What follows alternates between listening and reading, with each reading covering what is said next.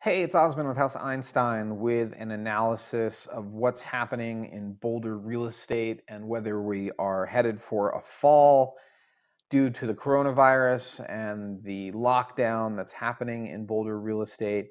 You can find this content on our website, houseeinstein.com, and the latest post is called Is Boulder Real Estate Headed for a Fall? Before we get started, let me just give you a quick intro to who I am. My name is Osman Parvez. I'm the founder of House Einstein, a real estate brokerage here in Boulder, Colorado, and our goal is to help you make a smarter real estate decision.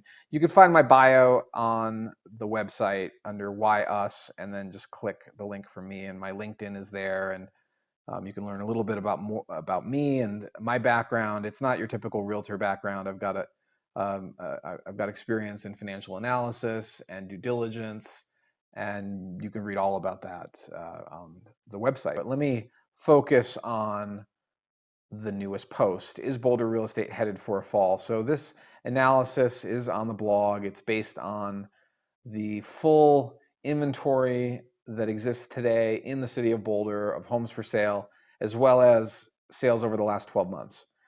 And it's really difficult to make intelligent decisions without accurate and actionable analysis. And that's what the goal is here, to present you with what's actually happening, not what we wish was happening, not what we think is happening, but what's actually happening, what the data shows. So this first chart is a breakdown of the Boulder market for single family houses just in the city limits. So no townhomes, no condos, no property in unincorporated Boulder County. We're not talking about Longmont or Niwot, or the mountains. We are talking about the city of Boulder and within the city limits as well as within the locale of Boulder per the MLS with a Boulder mailing address, which really narrows down the data set and makes it much clearer. And I broke down the market into price tranches or bands, and the blue bars are inventory that is currently available and under contract in each of these price ranges. And you can quickly see that one price range, 1 million to 1.25, is the range with the most inventory, as well as the most homes under contract. Dark blue here is available, and the light blue is under contract. You can see the entry level. So this far left is really gun barrel. Boulder proper doesn't start until 600 and up, and usually 650 is a more realistic point. But 14 listings on the market, 10 of which are available, 4 of which are under contract. And from this price point, it actually grows. We see more inventory, and that's what you'd expect to see. That's what we've seen for the last several years, if not longer. A bit of a drop as you cross into 900, and then at a million, there's that tranche with the most, and then it starts dropping again, 1.25 to 1.5. There's only 17 available homes, 5 under contract. And then at above 1.75, you might note there's no light blue. And we're going to talk about that, and at price points above that and what it might mean. So this next chart with white bars is the percentage of homes in each of these price tranches that are under contract. And here you can see that in the 500 to 600 range, we know there's 3 out of 4, so that's 75. This range is sort of irrelevant, really. It's almost impossible to find a home worth buying under 600,000. Even out in gun barrel, most of those homes are going to be pretty rough condition. So 600 to 700 is a much more realistic starting price band. And here, this is sort of surprising that 40% of the entry level at that first realistic price band is under contract, and then it starts to climb up. And then when you get to the 900 to million level, everything's under contract before it starts dropping again. But really, anything between 30% under contract of the available inventory under contract is considered a healthy market. But it's more than healthy.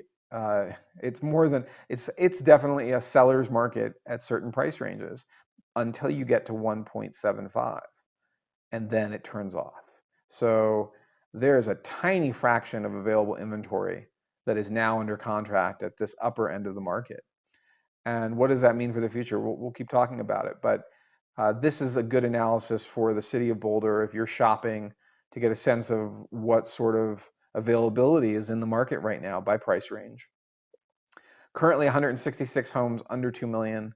45% of those homes are under contract. And above 2 million, it's only a handful. So I think we've already talked about these paragraphs. Um, so does this sound familiar? Well, if you've been a reader of the blog since 2005 when I started this, and now we're coming up on almost 2 million views. I think we're at 1.75 or so. Um, if you've been following since I started this blog, you'll know that I tracked that downturn very closely. And I believe that just like last time, this downturn is going to be driven from the top down. And during that global financial crisis and real estate downturn, which really began toward the end of 2006, the high end in the city of Boulder saw price declines that were 20 to 30% of their value. I know I was tracking it very closely at that time and was surprised to see it occur. And I was hoping for a substantial downturn across the board where entry-level homes, the basic Martin Acres ranches, would also decline in value. And unfortunately, we didn't see that. It did happen at the very, very bottom of the downturn, the longest end of the downturn. The last couple of months, entry-level ranches dropped about 5%. And it was very strange. Suddenly, there were a bunch of homes on the market in South Boulder, these basic 3-1 and 3-2 ranches, some with full basements. And then boom, 3 months later, 3 months of downturn, 5% drop in average value, and then we were off to the races again. I was really surprised and didn't really take advantage of that downturn the way I wish I had. If I had been able to time it perfectly, I would have bought everything I possibly could have, especially these basic ranches because they're so liquid and there's so little risk. So I expect to see something like that again, where the high end is going to see a lot of pressure to drop prices. Let's look at this next chart. And this, I think, helps make it a little clearer. These are sales over the last 12 months and as a ratio of existing inventory. So, for example, in the 700 to 800 range, there's over 7 times sales during the last. There were 7 times sales during the last 12 months than there is currently inventory. So what does that mean? That means if you are a seller in these price points, the market is still on your side, and there's a lot of demand that should support intelligent pricing, and the market can be a little more forgiving. If you're a buyer in these price points, really up until about $1 million, there's a good chance there's going to be another buyer looking at the same house, even now during coronavirus. And during the coronavirus lockdown, even now, there's a good chance that the most desirable house, priced right, in the right location, is going to go off the market pretty quickly, like within a week to 10 days. So you still have to be aggressive as a buyer to go see these listings right away. Your realtor, if they're savvy, can do it remotely for you and help you get a sense of what the house is, because you can see even if it's not the right house, you can track it through the cycle, when it goes under contract, and then what it sells for, which should help educate you. But I don't think we're going to see much in the way of price declines under $1 million. That would really surprise me, just based on the sales volume relative to current inventory and based on the percentage that are under contract right now.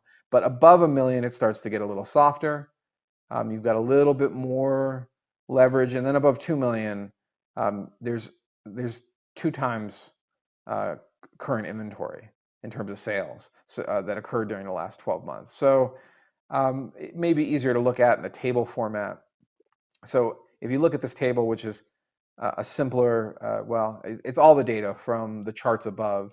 You can see that the 600 to 700 range right now, there's 14 houses, 4 under contract, 10 available, and that means that 40% of the existing inventory is under contract. And in the last 12 months, there were 94 sales. Now flip around to the other end of the market.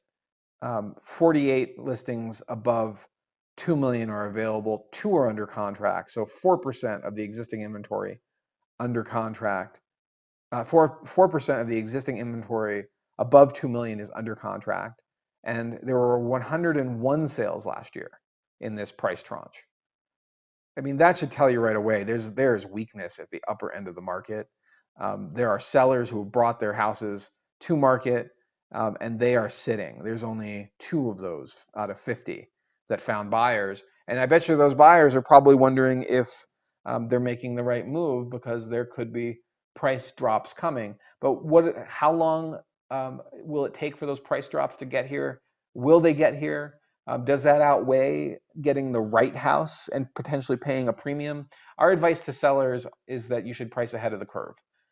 Always be ahead of the trend. And if the trend looks like it's downward at the upper end, you should be really aggressive with your pricing and stay ahead of your competitors, not above your competitors. You should be lower than your competitors, because there's a good chance that that side is going to see price compression. It takes a long time. Sellers with these types of resources tend to be resistant to price decreases. They have more resources to sit on, and their financial situations are often more resilient. But ultimately, after months go by of sitting on the market, they capitulate and sell. And our record holders, I watched this in the 2006 to 2008 period, 2009 period, would go 2 years on market and chase the market down, lose all of that opportunity of that capital to potentially invest in a different asset class, and then eat all the maintenance costs while the property was sitting on the market as well. Sometimes they would go through 2 or 3 realtors, and the right answer was to market it professionally and price it ahead of the curve from the beginning.